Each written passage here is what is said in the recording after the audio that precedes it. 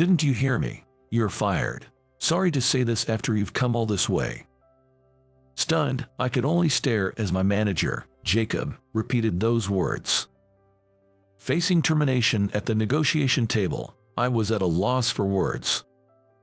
Jacob snatched away the briefcase containing my presentation materials, almost shoving the termination letter at me, urging me to leave quickly. Understood. Then, please proceed with today's meeting just with you and Sarah. But it's okay. Regarding the meeting, don't you dare talk about it after being fired. Get going, now. As Jacob walked away with Sarah, I watched his retreating back. Unable to say what I wanted to, I was left standing there, dumbfounded. Little did he know, this meeting was about to spark a significant crisis. I'm Alex. I work as an event planner at a company which organizes events. I've been working here for 10 years now. I guess you could say I'm a mid-level employee. There was a significant reason behind my desire to join this company. Ever since I was young, I enjoyed entertaining people. I was always part of the organizing committee for cultural festivals and sports days at school. It involved a lot of work, and coordinating with everyone was challenging. There were those who preferred to slack off and others who just fooled around. There were times when discussions didn't progress, leading to wasted afternoons. Yet, there are many people who look forward to it. I want to entertain everybody who feels that way. With this determination, I took care of everything from budget management to pamphlet creation. Eventually, all events were a huge success. Watching everyone enjoy themselves gave me an immense sense of satisfaction. Then, one day, President Miller came to my high school for a lecture and said, "Events are about making people happy, by listening to their needs and creating ideas that enrich their lives. Seeing them smile is the most rewarding experience. Our company is dedicated to brainstorming such creative plans every day." I was struck by a bolt of lightning by his word. Exactly, that's it. I want a job where I can satisfy everyone, evoke emotions, and create smiles. That's the kind of work I want to do. His company specialized in planning events. Though I was uncertain about my career path, I no longer had any doubts. I wanted to work for his company. But would they hire a high school graduate? It was almost like taking a gamble. There's also the option of going to college and then looking for a job. That might be the safer bet. But I wanted to start working at that company right away. I studied desperately. It was an effort far beyond what I had put in for my high school entrance exams. Not just that, but I also attended various events and researched the event industry extensively. Perhaps my efforts paid off, as I managed to secure a position at the company. So, that's how I ended up here. Perhaps because it's my calling, I find my job incredibly enjoyable. I brainstorm event ideas and propose them to clients. While it's rare for ideas to be accepted in one go, I listen to their requests like, "Can it be done this way?" and make the necessary adjustments. Gradually shaping the plan, we prepared content and promoted it for the big day. Then, on the day, we worked to ensure everyone could enjoy the event. Despite the numerous challenges, what I loved most was the sense of accomplishment after successfully pulling off the event. However, even such a company has its troubles. Hey, what happened to the funding for that event we discussed before? Well, we can cover it alone, so we're proceeding as initially planned. That won't make the client happy. If we make this a big event, it'll bring in more requests in the future. Find some sponsors. But that's what, you can't do it. It's an order from your superior. I'll try to negotiate. That's my boss, Jacob. His personality is the complete opposite of mine, who prefers to proceed with caution. He's a difficult person who constantly presents us, his subordinates, with impossible tasks. all in the name of achieving results. Indeed, more funds would allow for a larger event, pleasing to the client. An event that exceeds expectations has the power to attract people. This is true for both the organizers and the participants. Because this time was good, let's rely on this company for future events. The possibility of them thinking this way increases. However, this client does not desire that. Proceeding as planned should be fine. But Jacob seems determined to make it even more extravagant, no matter what. This is a real problem. He seems obsessed with producing results. And such impossible tasks aren't just a one-time thing. He dismisses the proposals I submit, always saying things like, make it more extravagant, it should be bigger, or allocate more budget here. Of course, I do what I can within my capabilities. It's my job, after all, and giving it my all is a given. But not everything is passable. Jacob, that's impossible. We should proceed as we are now. Don't talk back. I'm your boss. You just need to follow through with the plan as told. And the conversation goes nowhere. Yet, proceeding in such a state would cause trouble both for our company and the client. Each time, I had to interrupt my work to revise and adjust a plan within a barely acceptable compromise, not as Jacob dictated. Then one day, I'll be working here from today. My name is Sarah Miller. Nice to meet you. A new employee joined us. This was welcome news. Having more employees means more ideas are born. In this job, ideas and individuality are crucial. Moreover, the newcomer, Sarah, was quite beautiful. Not with any ulterior motive, but having a beautiful person around really brightens up the place. Great, a pretty lady joining us is a breath of fresh air. Thank you. How about we celebrate your joining with a meal? I know a great French place, or would you prefer sushi? No, thank you, I'm not interested in that. Well, that was blunt. Jacob probably didn't expect to be dismissed so outright. Ignoring Jacob, who was taken aback, Sarah walked briskly towards me. I was flustered. But contrary to the scene with Jacob, Sarah greeted me politely. Looking forward to working with you from today. Oh. You're Alex, right? It's written on your name tag. I heard you're my mentor. Yes, that's right. I'm Alex. Nice to meet you. Indeed, I had been asked to be her mentor. So that's why she came straight to me. I was momentarily nervous. Please teach me about the work right away. I have some knowledge, but I'm completely clueless about how things are done here. Of course, let's start with the basics. Okay. Sarah was serious and quick to learn her job. Since she would ask questions whenever she didn't understand something, it was really helpful for me. It made teaching quite rewarding. Maybe it was because she asked and learned so well that I, as her mentor, felt I couldn't be outdone. All the knowledge and know-how I had acquired so far, I taught it all to Sarah. With this pace, she was bound to become an immediate asset. Damn, getting all cocky just because she's pretty. Acting all high and mighty with just a high school diploma. Apparently, Jacob can't stand that. I couldn't help but give a wry smile when I heard his blatant insult. But putting that aside, I continued to teach Sarah her job. 3 months passed. Whether it was due to our hard work, Sarah and I managed to secure a job planning an event for a major corporation. Though it was still at the negotiation stage. But if they liked what we presented, they would surely give us the job.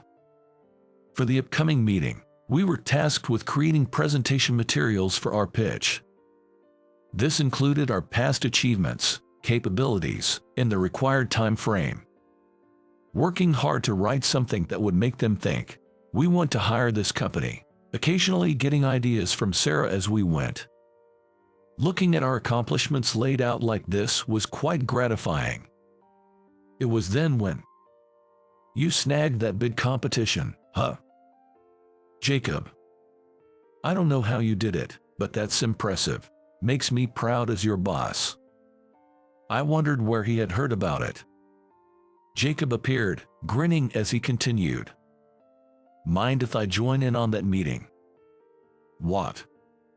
What's the use of a boss if he doesn't join? Looking after my subordinates is part of my job, you know. That was certainly true, but this meeting was something Sarah and I had earned on our own. Glancing at Sarah, she seemed to share my feelings, her expression uncertain. It felt like he was pouring cold water on something we had worked hard for, but rejecting him seemed like it would lead to more trouble. After all, we're talking about Jacob here. All right, it's fine for you to join us. It's fine for you to join. What kind of way is that to speak to your boss? You should say, could you please join us? He was the one who asked out of the blue. This was turning into a hassle as expected. I was already feeling down, but who knows what would happen if I said, actually, I'd rather you didn't, now. Reluctantly, I rephrased it as Jacob wanted. Could you please join us? That's better. I'm looking forward to it. As Jacob walked away in high spirits, I sighed deeply once he was out of sight. This is definitely going to be more difficult than initially expected. Despite saying he would join the meeting, Jacob didn't help us at all. When I tried to get him to assist with the material preparation, he flatly refused, saying, I'm busy right now, so you handle it. And the same happened when I tried to discuss the presentation with him. I even humbled myself to at least ask for a review of the materials or a meeting to discuss the day's schedule. Review. There's no need for that. Just wing it, it'll work out somehow.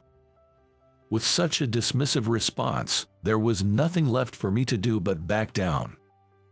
How are we supposed to go into a meeting like this? All the work we've put in so desperately. But no matter what I said, Jacob showed no interest in helping. In the end, Sarah and I were the only ones continuing to prepare for the meeting. And then, on the big day, Jacob, Sarah, and I took a taxi to the company. I was feeling down, but we had to make it a success, no matter what. Looking over, I noticed Jacob, who seemed unusually smug. I had a bad feeling about this. It was when we got out of the taxi at the company. That's right, Alex, you are fired. What? Didn't you hear? You are fired. Sorry to say this after you've come all this way.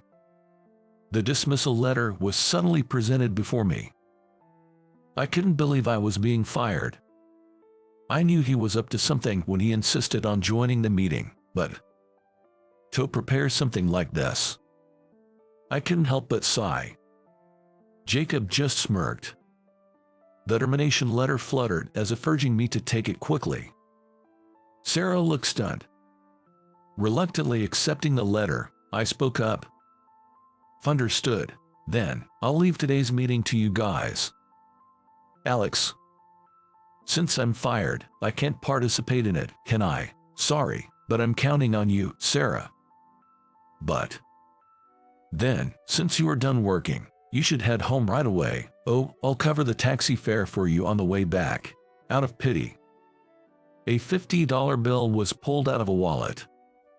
Its fluttering motion reminded me of the earlier dismissal letter. I refused it and said, Jacob, about the meeting. You're already fired. Don't meddle in this meeting. But this is important. Enough, just go. Cutting me off, Jacob stormed into the company. There was something I needed to say. Sarah glanced back and forth between me and Jacob before apologizing. I am sorry, I need to go, and hurried after Jacob. Will everything be okay? Thus, it began without me. It was our chance to pitch our company to President Taylor.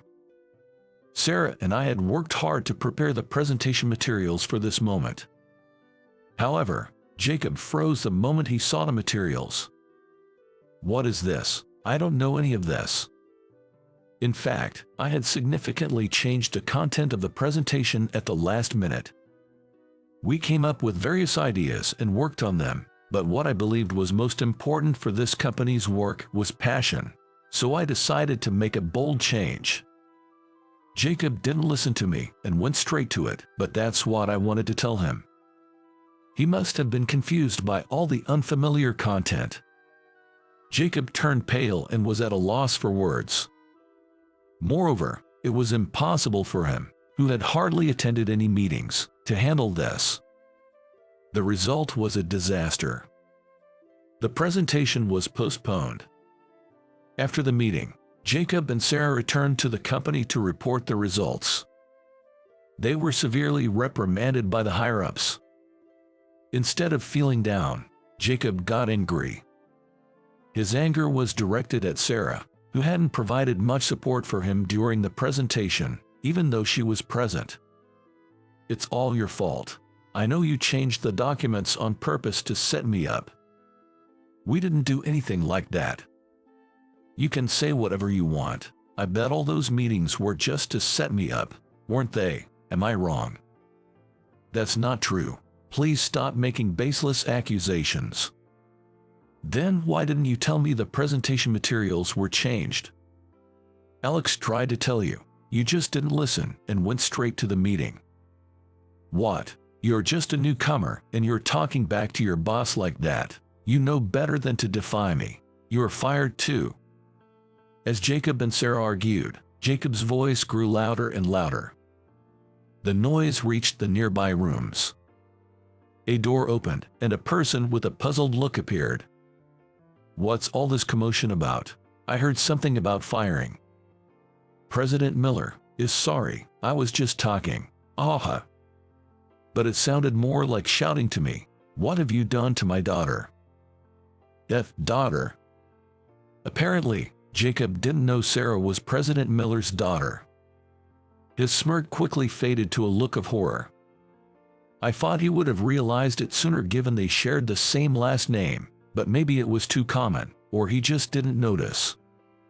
At least, he didn't expect Sarah to be the president's daughter. "Dad, he fired Alex." "What? You fired him without my permission?" "Well, there's a reason for that, you see. It's all his fault. He changed the presentation materials for the meeting." "It's because Jacob didn't attend the negotiation meetings. The change was last minute, but we had been discussing possibly making changes before that." "What?" "And Alex did try to tell you, but you fired him without listening, right?" Clearly at a disadvantage. Unable to counter Sarah's sound arguments, Jacob could only mumble incoherently. This was reminiscent of his behavior during the presentation.